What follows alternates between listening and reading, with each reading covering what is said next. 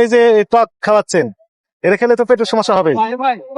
হ্যাঁ, ওই গবেষণায় দেখা গেছে যে পায়খানার যে জীবাণু, সেই জীবাণুগুলোর উপস্থিতি পাওয়া গেছে এই খাবারগুলোতে।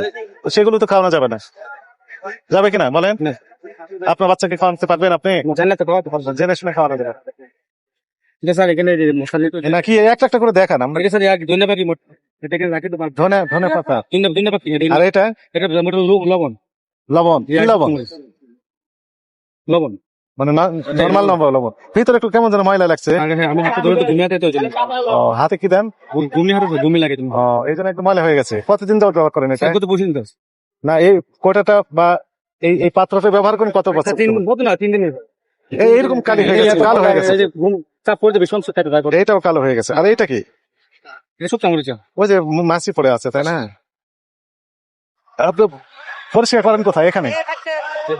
হ্যাঁ, এই পানিতে পরিষ্কার করেন না সবকিছু বাটি? এই পানি থেকে উঠে দিচ্ছেন, যে বাচ্চারা খাচ্ছে, তাই না? এই যে ই দেখা যায় মানে এরকম ছত্রাক পড়ে গেছে। এই যে ফেলে দিতে স্যার বাড়ি ধরে না, সবুজ হয়ে গেছে না? দেখেন তো পানি, খুলেন আমরা একটু দেখি। এই পানি কি খায় না বাচ্চারা? হ্যাঁ, সেই পানি তো খাওয়া। এই যে দেখেন সবুজ হয়ে গেছে না? ফেলে দিতে সেকেন্ড বাড়ি নিত ভিতরে ময়লা আছে। ময়লা কিছু না বাড়ি ধরে নিতে বাটি না বাটি হয়তো এই পানিতে ধোয়া